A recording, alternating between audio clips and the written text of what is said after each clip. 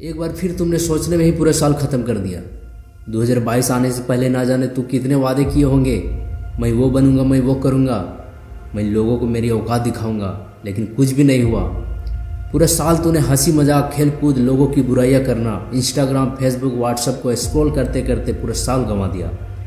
लेकिन कोई बात नहीं दोस्त, इंसान को सही रास्ते का पता तब तक नहीं चलता जब तक वो ठोकरें नहीं खाता। मैं आपको 2023 की कुछ ऐसी टिप्स बताऊंगा जो कहीं ना कहीं आपको और उससे बेहतर बनाएगी। मैं आपको ये नहीं कहूँगा कि आप 10 घंटे एक्सरसाइज करो। मैं आपको ये नहीं कहूँगा कि आप 10 घंटे पढ़ो या पूरी रात भर पढ़ो। मैं आपको ये भी नहीं कहूँगा कि आप घर से दूर हो जाओ। मैं आपको ये भी नहीं कहूँगा कि आप कड़ी से कड़ी मेहनत करो। मैं आपको सिर्फ 5 स्टेप्स बताने वाला हूँ जिनको आप 2023 आने से पहले या 2023 की स्टार्टिंग में यदि आप फॉलो कर लेते हो तो मेरा मानना है कि दुनिया की कोई ऐसी ताकत नहीं है जो आपको कामयाब होने से रोक सके। Step number 1, don't wait for opportunity. अवसर का इंतज़ार मत करो। मेरे पास ये होगा तब मैं ये करूँगा, मेरे पास पैसे होंगे तब मैं करूँगा, मौसम अच्छा होगा तब मैं पढ़ने बैठूँगा। देखो दोस्त, मौसम कभी भी अच्छा नहीं होगा और आप कभी भी नहीं पढ़ पाओगे। मैं आपको बड़ी इंटरेस्टिंग कहानी सुनाता हूँ। एक समय की बात है, किसी गांव में एक गुफा थी जिसे लोग मौत की गुफा के नाम से जानते थे। कोई भी उसके आसपास भी नहीं जाना चाहता था और ऐसा इसलिए था क्योंकि उस गुफा में आज तक जो भी गया था कभी वापस लौट कर नहीं आया। लोग उस गुफा के बारे में सोचकर डर जाते थे।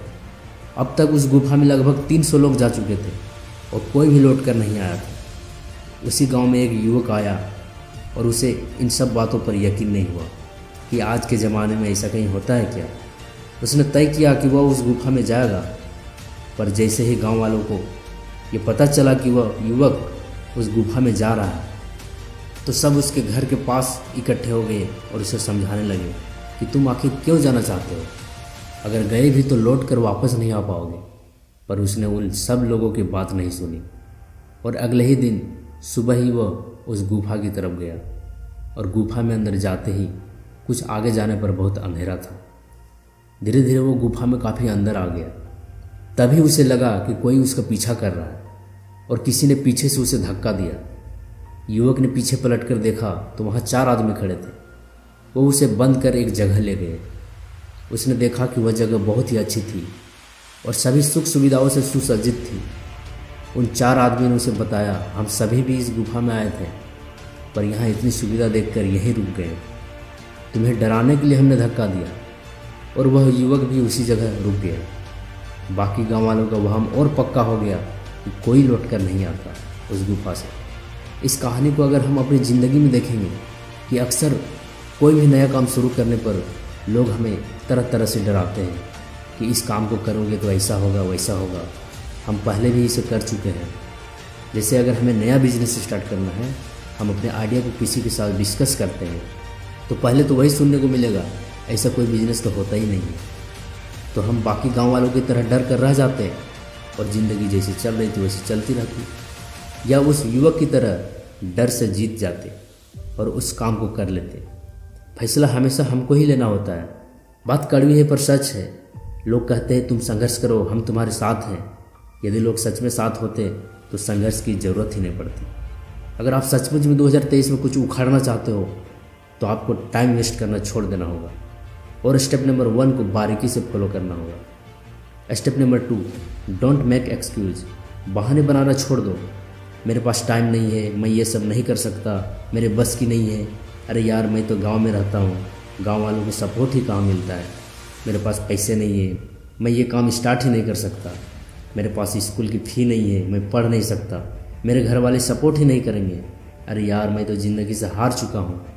बेहतर काम न करने की वजह या वक्त न होने का बहाना मत बनाइए, क्योंकि आपका दिन भी 24 घंटे का ही होता है और सफल लोगों का भी।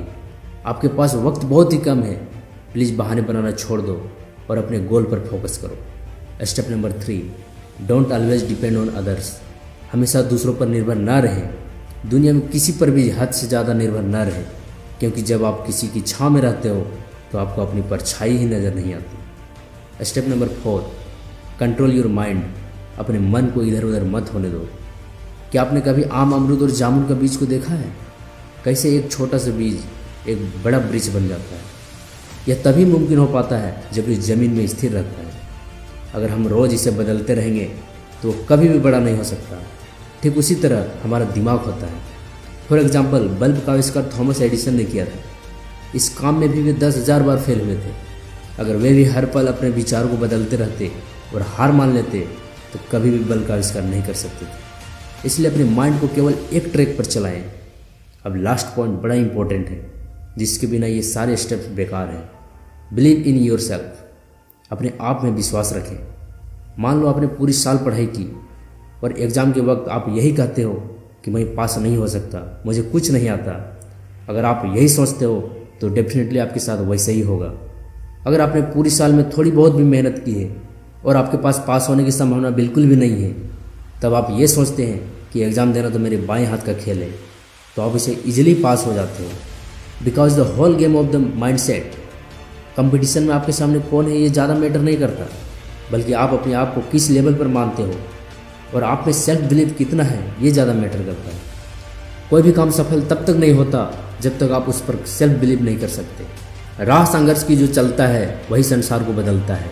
जिसने रातों से जंग जीती है सूर्य बनकर वही निकलता है।